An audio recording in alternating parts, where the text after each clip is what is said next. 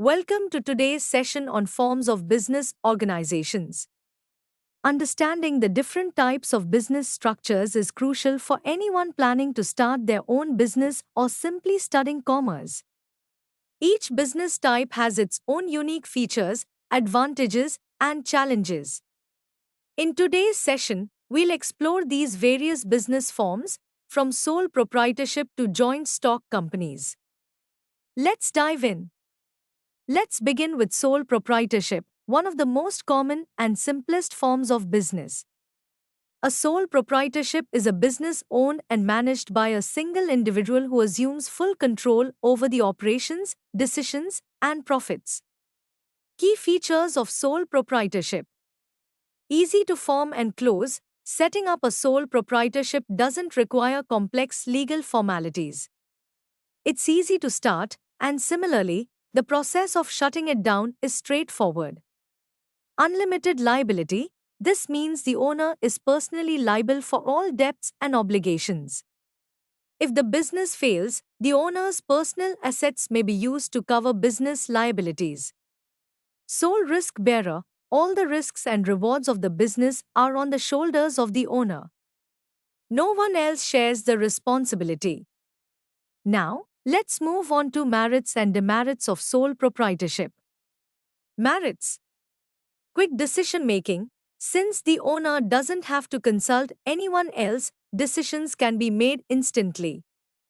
This is especially beneficial in fast paced markets where time is crucial. Confidentiality. Unlike larger businesses, there is no requirement to disclose financial records publicly, which helps maintain privacy and confidentiality. Direct incentive. The owner directly benefits from the success of the business, which provides strong motivation to work hard and ensure business growth. Demerits: limited resources. The owner's resources are usually limited to personal savings or borrowing. This can restrict the business's ability to expand or take on larger projects. Limited life. The life of a sole proprietorship is directly linked to the owner's health or decision to continue. If the owner becomes ill or dies, the business may shut down. Unlimited liability. As mentioned earlier, the owner's personal assets are at risk, which may discourage the owner from taking calculated risks. Moving on, we now come to the joint Hindu family business. This business structure is unique to India, based on Hindu law, and is operated by members of a Hindu undivided family, HUF. Here, the business is owned and managed by family members, with the eldest male member, called the Karta, holding control over the business. Key features of joint Hindu family business.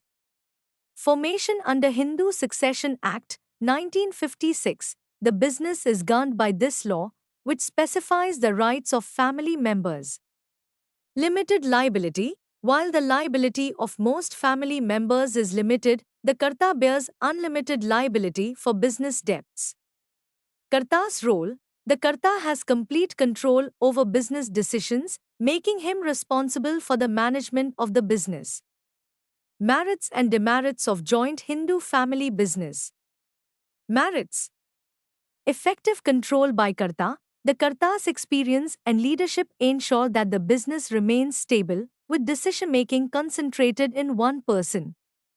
Continued business existence. The business can continue to operate through generations, as long as the Karta remains in charge. Limited liability for members. Other family members, except the Karta, enjoy limited liability. Demerits: limited resources. The business relies heavily on ancestral property, which may restrict expansion or diversification. Unlimited liability of Karta. The Karta's personal assets are at risk if the business incurs losses, which can put immense pressure on him. Potential conflicts. Disputes may arise between the Karta and other family members regarding the management of the business, especially if there are differing opinions. Let's now talk about partnership, which is one of the most common forms of business where two or more people share the ownership and responsibility for running a business. As per the Partnership Act, 1932, a partnership involves an agreement between individuals to share profits and losses from a business. Key features of partnership. Formation. A partnership is formed through a partnership deed, a written agreement that outlines the terms and conditions of the partnership. Liability and risk. Partners have unlimited liability, meaning each partner is responsible for the debts of the business.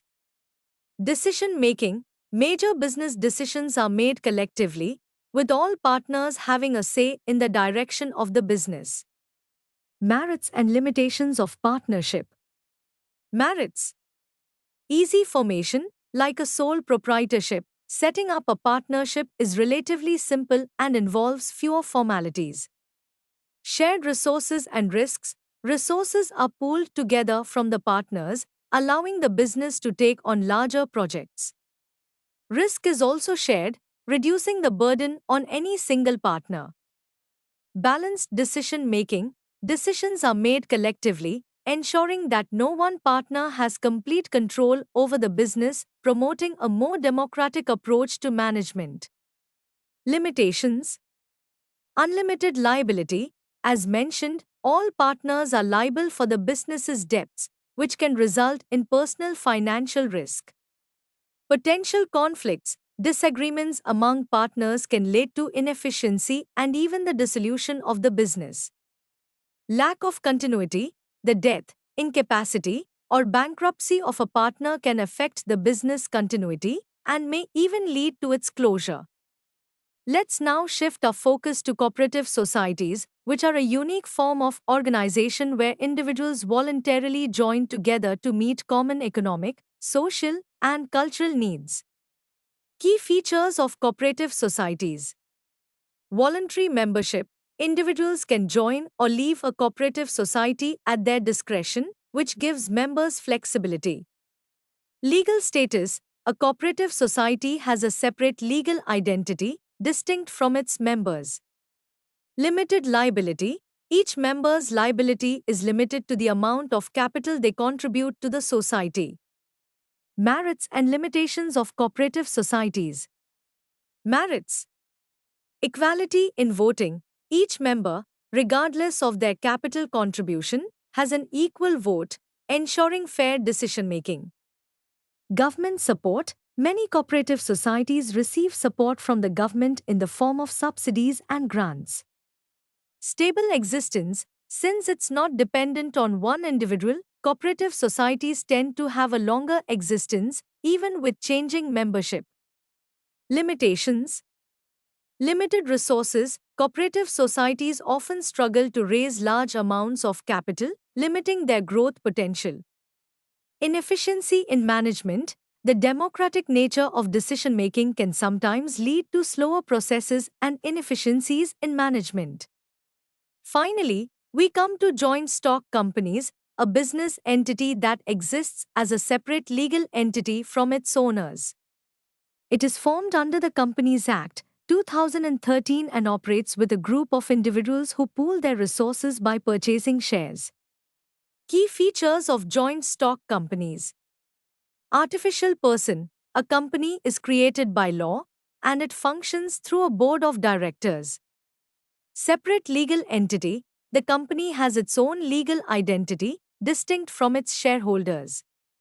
Perpetual succession. The company continues to exist even if shareholders change or pass away.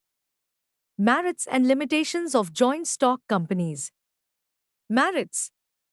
Limited liability. Shareholders are only liable for the amount they invest in the company, making it an attractive option for investors. Perpetual existence. Unlike other business forms, the company continues to exist despite changes in ownership or leadership. Ease of transfer of shares. Shares in a public company can be freely transferred, making it easier for shareholders to buy and sell shares. Limitations. Complex formation. Forming a joint stock company requires a detailed process, including legal filings and documentation. Lack of secrecy. Being a public entity, the company is required to disclose financial information, which reduces confidentiality. Strict regulations. Joint stock companies are subject to strict government regulations, making decision-making processes slower. In conclusion, choosing the right business structure is critical for the success of a business. Whether it's the simplicity of a sole proprietorship, the collaborative nature of a partnership, the inclusivity of a cooperative society, or the sophisticated setup of a joint stock company, each structure has its own advantages and challenges. As entrepreneurs or business students, understanding these differences will help you make better decisions when it comes to business formation. Thank you for joining today's session. We hope you now have a clearer understanding of the different forms of business organizations. Let's continue exploring more topics in business and commerce in our future sessions. We hope that you have understood the topic. To watch more videos and study effectively, check out the Eduref app and website.